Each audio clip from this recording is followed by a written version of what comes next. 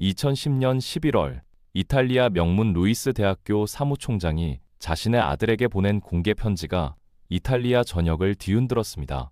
이 나라는 더 이상 자랑스럽게 머물 곳이 아니다. 네가 공부를 마치면 해외로 나가거라. 충성심과 존중, 그리고 능력과 성과를 인정받을 수 있는 곳을 선택해라. 명문대 총장이 자신의 아들에게 그리고 모든 졸업생들에게 이탈리아를 떠나라고 공개적으로 권고한 겁니다. 한때 세계 5위 경제 대국이었던 나라가 어떻게 청년들에게 탈출을 종용하는 나라가 됐을까요? 18년간 사실상 제로 성장에 빠진 비밀을 파헤쳐 보겠습니다. 이탈리아의 몰락을 이해하려면 한 가지 숫자부터 봐야 합니다. 15%예요. 2023년 기준 이탈리아 중소기업에서 공개 채용으로 사람을 뽑는 비율입니다. 그럼 나머지 85%는 어떻게 뽑을까요? 친척 소개 33%, 개인 인맥 42%, 나머지 10%는 기타 비공식 루트예요. 대기업도 30%만 공채로 뽑습니다. 이게 무슨 의미냐고요? 이탈리아에서는 공부를 아무리 잘해도 소용없다는 겁니다. 능력이 아니라 아는 사람이 있느냐가 인생을 결정해요. 이탈리아어로 네포티즈모라고 부르는 이 시스템은 교황이 조카에게 좋은 자리를 주던 중세시대 관행에서 나온 말이거든요. 21세기인데도 여전히 중세 방식으로 사회가 돌아가는 겁니다.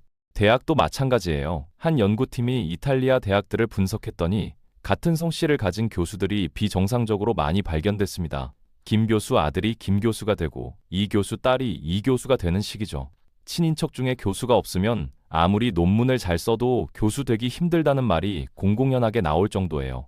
결과는 처참합니다. 2011년부터 2024년까지 60만 명이 넘는 청년이 이탈리아를 떠났어요.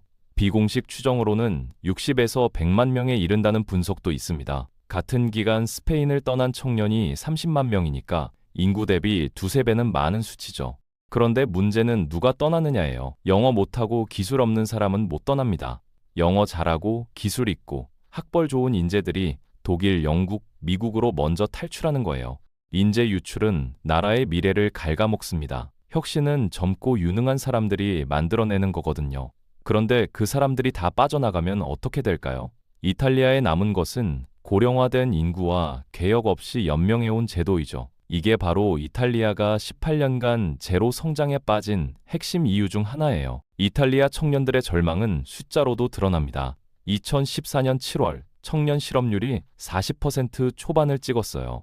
거리에서 만나는 24살 2명 중 1명이 백수였다는 겁니다.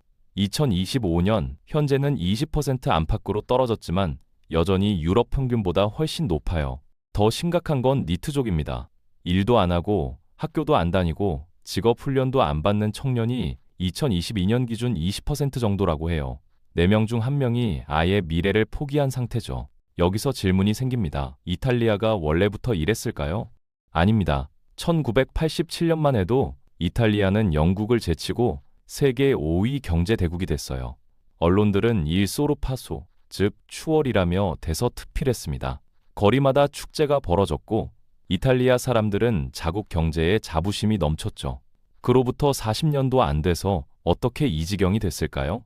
비밀은 1980년대의 영광이 사실은 거대한 착각이었다는 데 있습니다.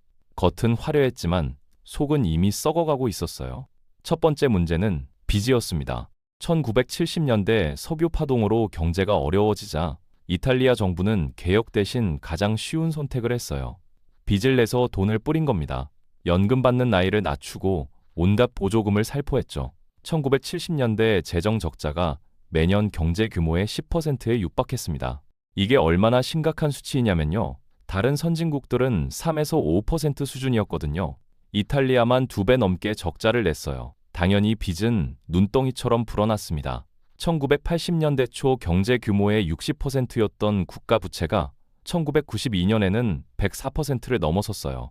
번 돈보다 빚이 더 많아진 겁니다. 두 번째 문제는 영국을 추월했다는 계산 자체가 부풀려진 거였어요. 이탈리아에는 지하 경제가 엄청나게 컸거든요. 세금 안 내고 몰래 장사하고 현금으로만 거래하는 경제 규모가 어마어마했습니다. 1987년 GDP 계산에 이 지하 경제까지 포함시켜서 영국을 추월했다고 발표한 거예요. 실제 경제력은 그보다 훨씬 작았죠. 세 번째 문제는 기업 구조였습니다. 이탈리아에는 구찌, 프라다, 페라리 같은 세계적인 명품 브랜드가 많아요. 그런데 구글, 애플, 삼성 같은 글로벌 기술 기업은 단 하나도 없습니다. 왜 그럴까요? 이탈리아에서는 기업이 커지면 강한 노동조합과 복잡한 규제에 시달려야 했거든요. 그래서 많은 기업들이 일부러 작게 유지했어요. 가족 중심의 소규모 회사로 남는 게 편했던 겁니다. 결과적으로 큰 투자가 필요한 기술 혁신은 일어나지 않았습니다. 1950년대부터 60년대까지 경제 기적을 이뤘던 이탈리아의 제조업은 1980년대 들어 경쟁력을 잃기 시작했어요. 독일은 자동차 기술을 혁신하고 일본은 전자제품으로 세계를 석권하는 동안 이탈리아는 과거의 영광에 취해 잠들어 있었던 겁니다. 1992년 드디어 터질 게 터졌습니다. 국제 투기꾼들이 이탈리아 화폐인 리라를 공격했어요. 리라 가치가 20% 이상 폭락하는 통화 위기가 온 겁니다. 어제까지 1만 리라로 살 수 있던 물건을 오늘은 1만 2천 리라를 내야 사는 상황이 된 거죠. 1990년대 초반에는 마니플리테 수사가 진행되며 총리를 포함한 수많은 정치인과 기업인들이 대규모 부패 혐의로 수사와 기소를 받았습니다. 이 수사는 이탈리아 정치, 경제 시스템 전반을 뒤흔드는 계기가 됐습니다. 절망에 빠진 이탈리아에게 구원의 손길처럼 보인 게 유로존이었습니다. 독일, 프랑스와 같은 돈을 쓰면 더 이상 리라 가치 폭락 같은 일은 없을 거라는 희망이었죠. 하지만 유로존 가입 조건은 까다로웠어요. 재정 적자는 GDP의 3% 이하, 국가 부채는 60% 이하여야 했습니다. 당시 이탈리아 국가 부채는 이미 100%를 넘어선 상태였어요. 이탈리아는 피눈물 나는 긴축을 감행했습니다. 정부 지출을 대폭 줄이고 세금을 올리고 연금을 삭감했어요. 기적적으로 조건을 맞춰 1999년 유로화를 쓰는 나라가 됐습니다. 하지만 여기에 치명적인 함정이 숨어 있었어요. 유로존에 가입하면서 이탈리아는 가장 강력한 경제 무기를 버렸습니다. 바로 통화 정책이에요. 과거에는 경쟁이 어려워지면 리라 가치를 떨어뜨려서 수출품을 싸게 만들 수 있었거든요. 수출품이 싸지면 외국에서 더 많이 팔리니까 경제가 살아나는 거죠. 그런데 유로화를 쓰는 순간 이 카드는 영원히 사라졌어요. 이제 독일과 똑같은 돈을 쓰면서 독일과 경쟁해야 하는 상황이 된 겁니다. 독일은 어떤 나라입니까? 기술력으로 무장한 제조업 강국이죠. 이탈리아가 독일과 같은 조건에서 경쟁한다는 건 프로 복서가 아마추어와 같은 링에서 싸우는 것과 비슷해요. 애초에 경기 자체가 불공평한 겁니다. 이탈리아의 성장률 변화를 보면 몰락의 과정이 명확하게 드러납니다. 1948년부터 1973년까지는 연평균 5.5%씩 성장했어요. 이때가 경제 기적의 시대였죠. 미국의 마셜 플랜 자금과 한국전쟁으로 인한 군수 특수가 겹치면서 1인당 국민소득이 5배나 뛰었습니다. 그런데 1973년 석유 파동 이후부터 계단을 내려가듯 추락하기 시작했어요. 1973년부터 1992년까지는 연평균 2.5%로 반토막 났고 1992년부터 2007년까지는 또다시 반토막이 났습니다. 그리고 2008년 글로벌 금융위기 이후 17년간은 연평균 0%대 초반에 불과합니다. 사실상 제로 성장입니다.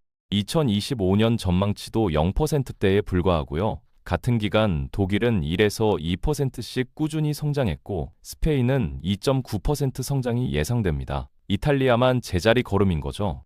2008년 글로벌 금융위기는 이탈리아에게도 큰 충격이었지만 진짜 재앙은 2010년에 찾아왔습니다. 그리스 재정 위기가 유럽 전체로 번지면서 투자자들이 다음은 어디냐? 라고 묻기 시작했거든요. 그 시선이 향한 곳이 바로 이탈리아였어요. 그리스보다 경제 규모는 크지만 빚은 더 심각했으니까요. 국제 신용평가사들이 이탈리아의 등급을 낮추었고 당시의 총리인 베를루스코니는 사실상 쫓겨났습니다. 새로 들어선 마리오 몬티 정부는 다시 한번 뼈를 깎는 긴축을 단행했어요. 연금을 또 삭감하고 복지를 줄이고 세금을 올렸습니다. 덕분에 나라가 파산하는 위기는 넘겼지만 국민들의 삶은 나락으로 떨어졌어요. 2012년과 2013년 2년 연속 마이너스 성장을 기록했습니다. 경제가 커지는 게 아니라 줄어든 거예요. 국민들의 분노는 포퓰리즘으로 폭발했습니다. 부패한 엘리트들을 몰아내자. 긴축은 이제 끝이다. 돈을 풀자. 이런 구호를 외치는 정당들이 급부상했어요. 오성운동, 동맹 같은 정당들이 집권한 뒤에는 기본소득 같은 현금 살포 정책을 마구 밀어붙였습니다. 이미 한계를 넘어선 국가 부채는 더욱 불어났어요. 2008년 GDP 대비 106%였던 빚이 2025년 2분기 기준 138% 안팎까지 치솟았습니다. 이탈리아 재정을 가장 무겁게 짓누르는 괴물은 바로 연금입니다. 이탈리아는 은퇴하면 일할 때 벌던 돈의 절반을 훌쩍 넘는 수준을 연금으로 받을 수 있어요. 프랑스 60%, 독일 49%, 유럽연합 평균 58%와 비교해도 여전히 높은 편입니다. 문제는 이게 부과 방식이라는 거예요. 자기가 젊었을 때 낸 돈을 늙어서 받는 게 아니라 지금 일하는 청년들이 낸 돈으로 지금 은퇴한 노인들에게 주는 구조거든요. 이탈리아에서는 월급의 33%가 연금보험료로 부과됩니다. 본인이 직접 내는 게 10%, 회사가 내는 게 23%인데 결국 다 청년의 인건비에서 나가는 돈이에요. 유럽연합 평균 20% 초반보다 1.5배나 무거운 부담입니다. 그런데 이렇게 많이 걷어도 돈이 모자랍니다. 정부는 전체 재정 지출의 약 30%를 연금에 쏟아붓고 있습니다. 나라가 쓰는 돈 10원 중 3원이 연금으로 나가는 셈이에요. 결과적으로 아이 낳고 키우는 걸 돕는 복지는 거의 없습니다. 이탈리아의 사회보장 지출 중 연금 비중이 육아 지원이나 실업수당보다 훨씬 높아요. 청년들은 월급의 3분의 1을 노인연금으로 내면서도 자기가 아이를 낳으면 지원은 거의 못 받는 겁니다. 당연히 출산을 포기하죠. 2024년 이탈리아의 합계 출산율은 1.2명 안팎으로 역대 최저를 기록했어요. 2025년에는 이보다 더 떨어질 것으로 추정됩니다. 이탈리아의 평균 연령은 46.5세로 세계에서 가장 늙은 나라 중 하나예요. 악순환이 시작되는 겁니다. 아이가 적게 태어나면 미래의 일꾼이 줄어들고 연금 낼 사람이 줄어들고 연금 재정은 더 나빠지고 청년 부담은 더 커지고 그래서 출산은 더 줄어드는 끝없는 악순환이죠. 이탈리아의 인구 문제는 1992년부터 시작됐습니다. 그때 합계 출산율이 1.25명 수준으로 떨어졌거든요. 인구가 유지되려면 2.1명은 되어야 하는데 그 절반 수준으로 곤두박질 친 거예요. 이탈리아는 유럽에서 가장 먼저 심각한 저출산 늪에 빠진 나라였습니다. 이 인구 시한폭탄이 약 20년 뒤인 2010년대부터 경제에 본격적인 타격을 주기 시작한 겁니다. 남북 격차도 이탈리아의 고질병입니다. 밀라노, 토리노가 있는 북부는 유럽 최고 수준의 공업지대예요. 그런데 나폴리 이남의 남부는 여전히 농업 중심이고 실업률도 훨씬 높습니다. 이탈리아 사람들은 남부를 메조르노, 즉 정오라고 불러요.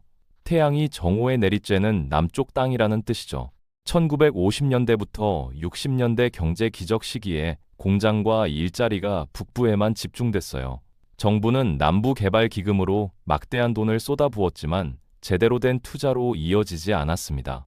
오히려 그 돈이 비리와 부패의 온상이 되어 마피아만 살찌웠죠. 결과적으로 남북 격차는 70년이 지난 지금도 여전합니다. 이탈리아의 이야기를 듣다 보면 그래도 우리나라는 다르지 않을까라는 생각이 들 수 있어요. 하지만 한국의 현실을 보면 섬뜩합니다. 한국의 합계 출산율은 2024년 기준 0.75명대예요. 이탈리아의 1.2명보다 훨씬 낮습니다. 세계 최저 수준이죠. 한국이 합계 출산율 1.3명 아래의 초저출산 국가가 된 건 2002년입니다. 그로부터 23년이 지난 2025년 지금 노동시장에 들어오는 청년 수가 절반으로 줄어들기 시작했어요. IMF는 2025년 한국의 경제 성장률 전망치를 1% 안팎으로 제시했습니다. 1%도 안 되는 저성장이에요. 더 충격적인 건 1인당 국민소득이 머지않아 대만에 역전당할 수 있다는 전망입니다. 이탈리아와 한국의 저출산 패턴은 무섭도록 닮았어요. 이탈리아는 1990년대 초반 대도시 집값이 폭등하고 청년 실업이 급증하면서 출산율이 무너졌습니다. 2000년대 초반 한국의 집값은 연간 두 자릿수 상승을 이어갔고 일부 지역에서는 20% 수준에 이르렀습니다. 같은 시기 사교육비 부담도 급격히 커졌어요. 집값과 교육비가 결혼과 출산을 막는 장벽이 된 점은 이탈리아와 닮았습니다. 물론 한국에는 아직 이탈리아와 다른 점도 있어요. 한국인의 평균 노동기간은 이탈리아보다 4년에서 7년 더 깁니다. 자체 화폐인 원화가 있어서 필요할 때 환율을 조절하는 완충 장치도 있죠. 삼성, 현대, SK 같은 세계적인 대기업도 건재하고요. 하지만 이런 버팀목이 영원하지는 않습니다. 이탈리아가 우리에게 주는 교훈은 명확해요. 구조개혁을 미루고 사회 갈등을 빚으로 덮고 청년에게 집만 지우고 연줄로 기회를 막으면 선진국도 무너진다는 겁니다. 서서히 뜨거워지는 물속의 개구리처럼 자신이 죽어가고 있다는 사실조차 깨닫지 못하는 과정, 그게 바로 진짜 몰락입니다. 2025년 현재 이탈리아의 경제 규모는 2007년 수준을 겨우 회복했을 뿐입니다. 다른 나라들이 성장하고 회복하는 18년 동안 이탈리아만 그 자리에 멈춰 있었어요. 세계 5위 경제 대국에서 유럽의 환자가 되는데 17년이면 충분했습니다. 이탈리아의 앞날은 과연 어떻게 될까요?